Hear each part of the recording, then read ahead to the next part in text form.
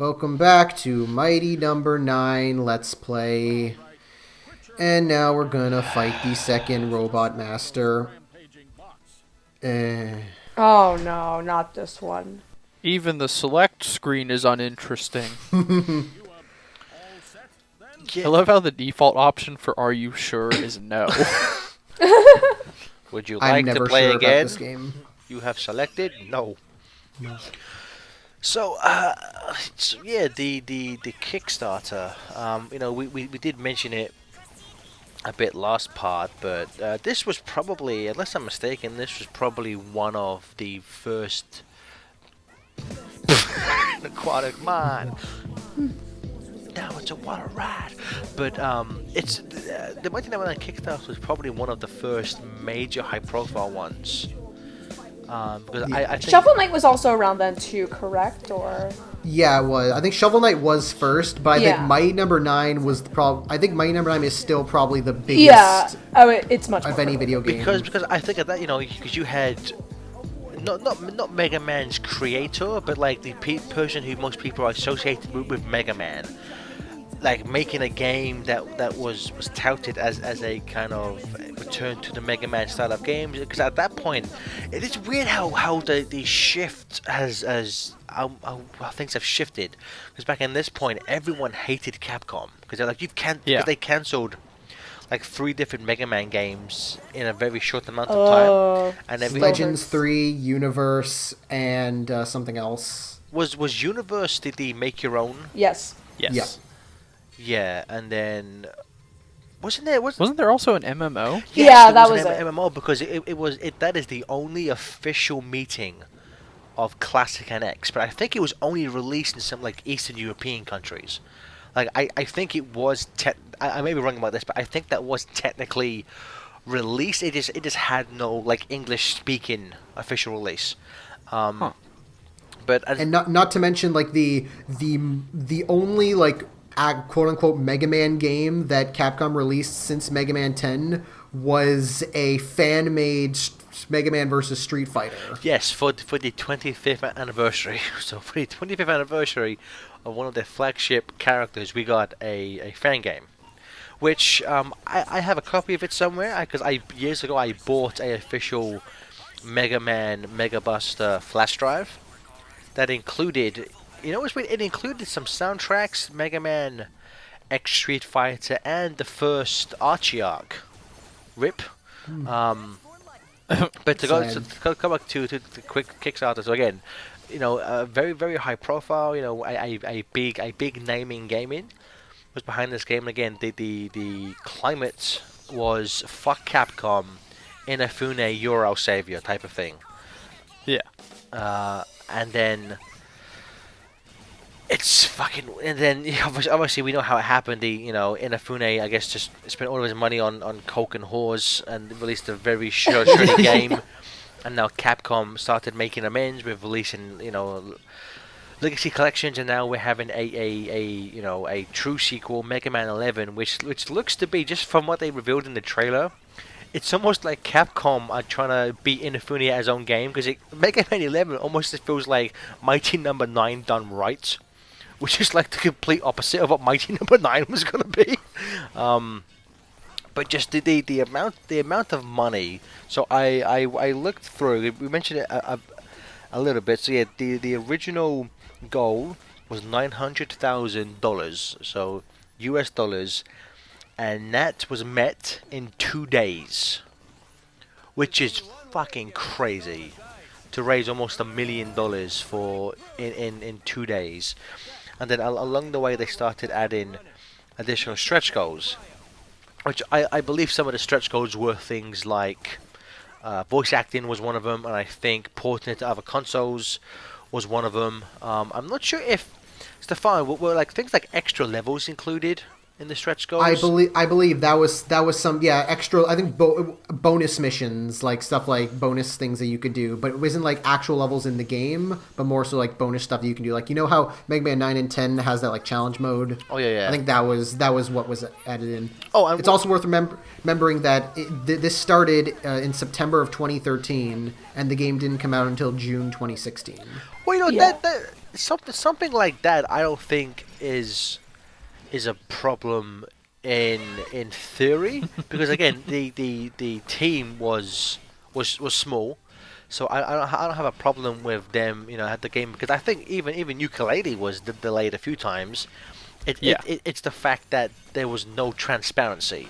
I think it's the bigger issue, not so much because I would it's like Miyamoto said regarding Ocarina of Time.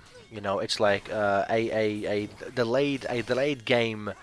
Fuck, what? I was gonna make a quote, but I don't remember it completely. It was basically along the lines of a game that's delayed can be good, but a game that is rushed to meet a deadline will be bad forever. Although of course that was before the time of patches and all that shit. But it's just Well, see, like the way that you got to think about it, like when you do like a Kickstarter like that, is the people that are adding to your fund are Who's not at it?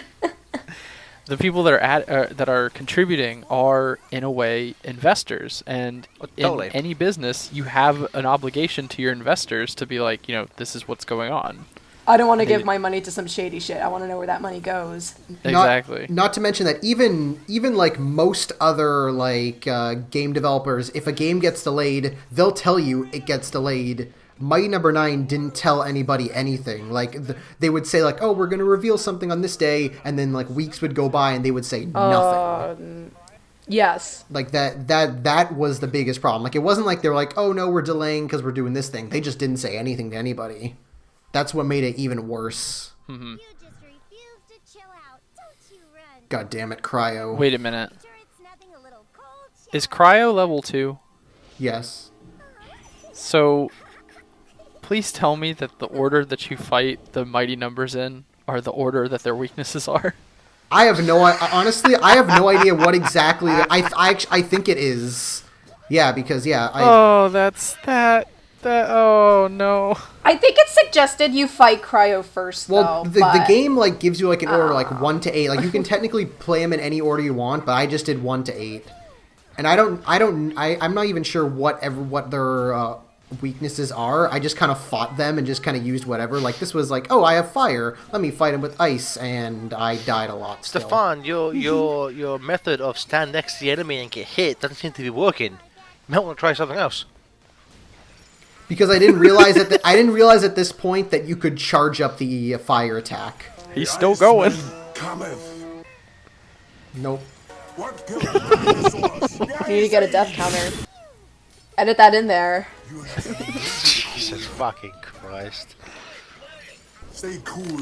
I'm Sub-Zero. You're Plane Zero. Yeah. That's about how it sounds. And then when you die so many times, the annoying. game will take pity on you and give you extra stuff. It's great. You suck at this game. Fuck you. It's validated that you're bad at this game. And now I figured out how to do it. I have to charge it up and then attack him. And now I'm gonna kill him in like I don't know, 2 minutes, less than We'll 2 see. minutes. That is one thing that's there. He's dead. That is one thing I kind of like that. Other than regular Mega Man, where the bosses are like, if you have their weakness, it takes like 3 seconds to beat them. With this, it actually like takes a bit. Even with their weakness, it takes a little bit to actually like defeat them. It's just the execution is again pretty bad. Now blow Wait, was that- his brains out. What did Cryo say? Am Ice glad to see you? Which that pun doesn't make sense. It doesn't.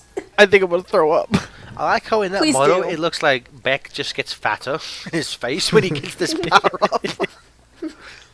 So Beck is also a fat robot. You just admitted it. I thought Cutman was supposed to be the pun robot, not Iceman. Yeah, but this is a new franchise, Stefan. They can mix it up. See, in this version, it's actually the fire guy who loves karaoke. And Elecman's a girl now. Oh yeah. Robot porn. Jesus. Please no. Let's go get Fatbot some action. Oh, it's my first time. I'm so nervous. Robot house. Hey, maybe we should go over to see some of the certain the stretch goal, like not the stretch goals, like the rewards that you could get if you pledged. So you pledge $5 or more, you got an exclusive mighty number as well as form access and a name in the backer credits. Which I believe some cool me Johnny is there. I think he is. This is your fault, Johnny. You funded this shit. If you pledged $20, you got a digital copy of the game. Okay. If you I kind of wish they were so incompetent that they like spelled people's names wrong. I think it was like some people called me Robert. I think Mr. Game Explain himself, Derek, backed it for like $30, some ridiculous amount. And that's why he was pissy ridiculous. That's why he was pissy during his live stream when he did it, because he backed it for so much money. I like how you say that's on you. I like how you say I funded Shenmue 3 for $60, so that game fucking better be good or I'm gonna be pissed. For $40, you got a digital retro style game manual, quote unquote. You get it, Which took I think were those sent out? They just took like 7 Oh no, years? it was the digital ones. So yeah, they sent them out. Yeah, an art book and strategy guide and the digital soundtrack. For $60, you got a physical game box, quote unquote, a printed retro style game manual that didn't fit in the box, and Oh my god! and an exclusive in-game golden hero. Which means that you basically got to play like super mode. My favorite thing about some people spent $60. I bought this version and the version I got for Stefan.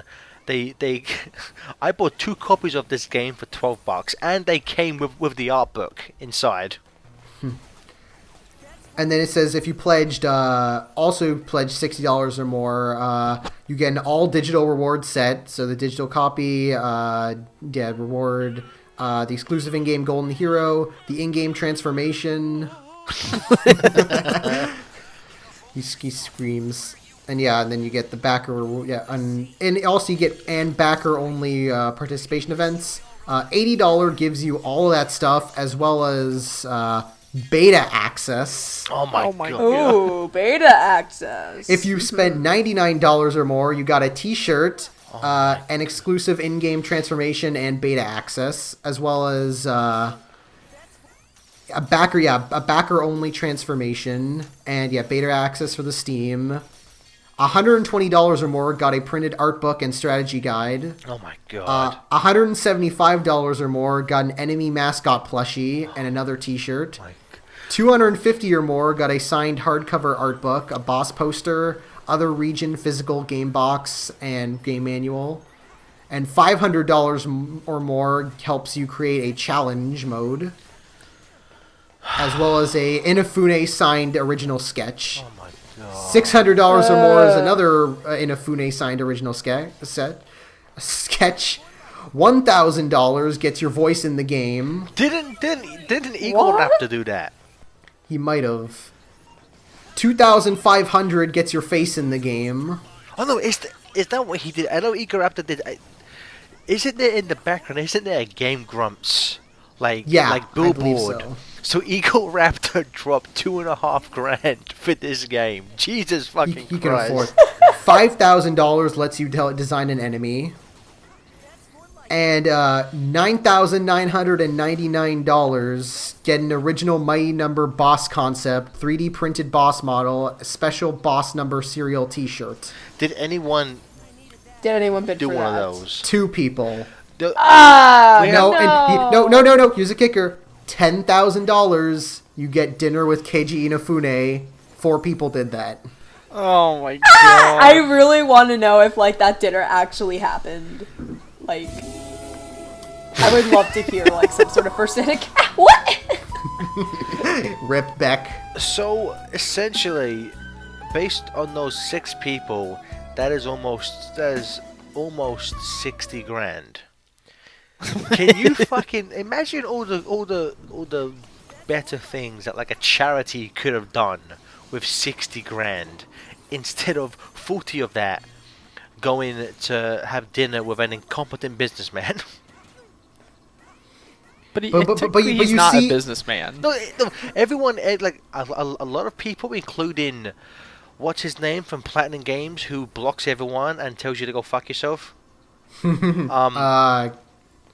Fucking God, why do I forget? He's blocked. I have never had a single interaction with him on Twitter, but I am blocked by him for some reason. No fucking idea why. But either way, so like Kamiya, I think yeah, that douchebag. So like I think some people in the industry who have met him have made comments, and Captain Block has made comments saying that he is far more of a businessman than he is a game maker himself. Which I think the way this ran and Red Ash, which we'll get to in a moment, proves he's not much of a businessman because he can't run a business very well.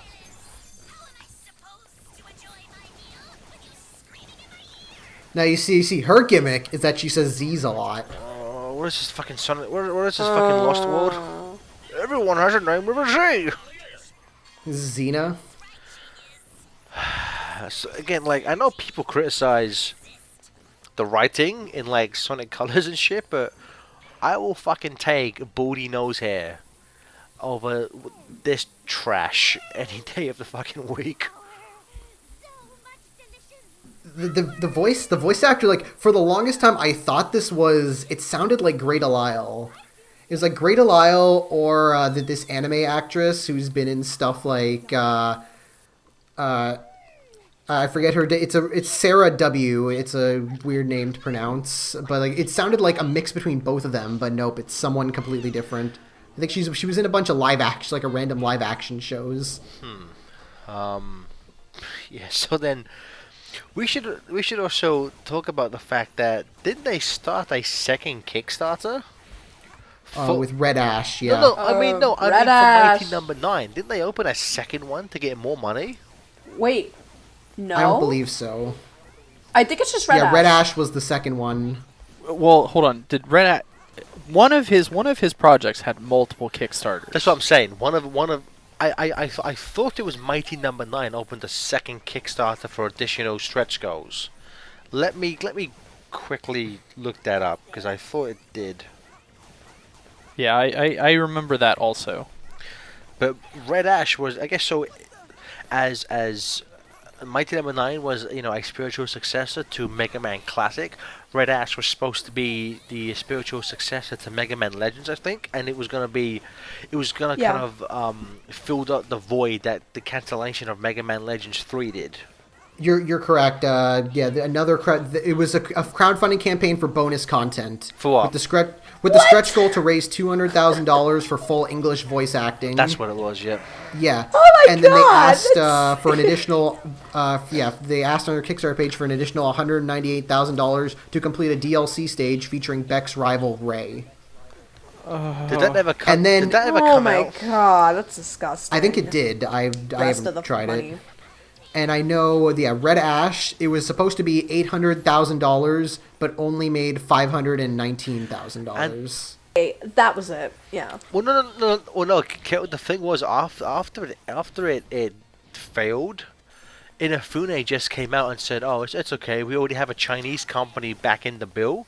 To which some people were like, "Well, then why the fuck did you ask for it?" Which, to be somewhat fair to Inafune, sometimes, because this happened with Shenmue 3, because Sony was backing it, I believe.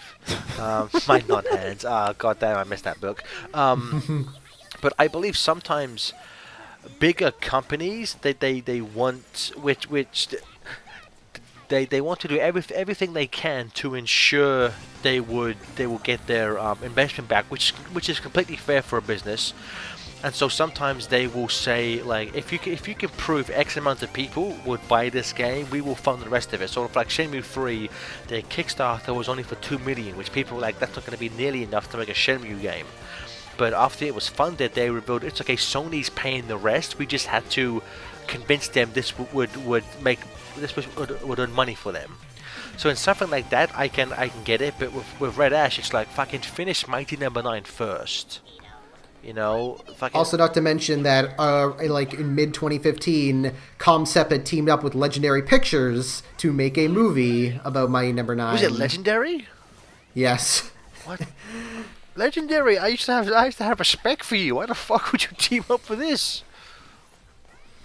But now, but I get probably because that they put their name in like so much stuff that they're like, oh, maybe if this is successful, we'll make a movie. If not, we can just throw it to the side and nothing will ever like no one will care. Wasn't there also a Kickstarter for like I think it was one of the stretch goals for an animated show or a Red Ash was gonna have an anime. But wasn't and a movie. 1999 also going to have a show? I think they wanted. I don't think that was a Kickstarter, but that was something that they wanted to do. Like after the game came out, they wanted to work on an anime. Well, no, a show and then an anime for Red Ash. But instead, we're just stuck with the Man of Action Mega Man cartoon. No thanks. Which is still coming. It's still That's coming. been in production maybe for like fucking 2 years. What are they waiting for? Because Disney was supposed to release it. Because Disney was supposed to release it, and Disney like, we don't want this. Cartoon Network, take it.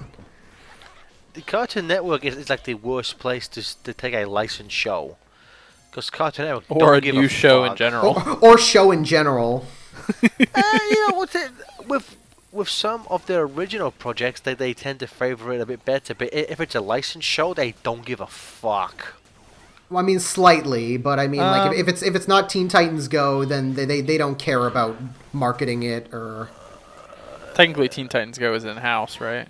Yeah. I technically because the Cartoon Network and DC are owned by the same parent company, so I guess it is technically a licensed show, but it is more of a. Oh, please tell me that that gets addressed.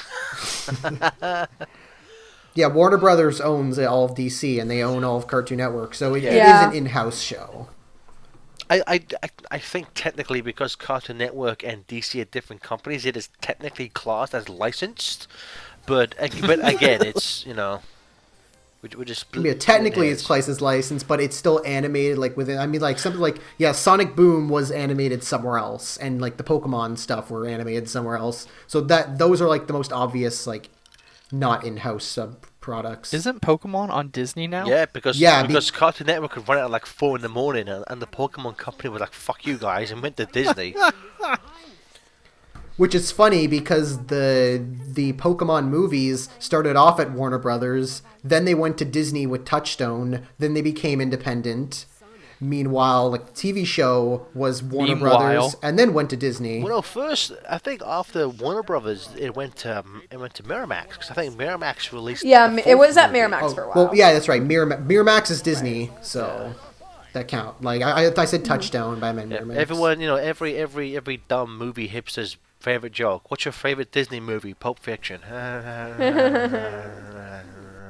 No, the best Disney movie is Pokemon Heroes. It's not even a good.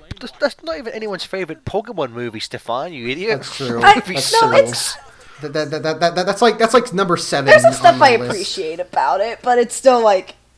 Of all Destiny Deoxys is my favorite of all the Miramax Pokemon films. I've only seen a handful, but I think the one I dislike the most is. The one I thought it was an ominous way to end. I think the worst one is I Choose You, because it's fucking terrible. Okay, bye. Bye. Join us next time. We talk more about Pokemon.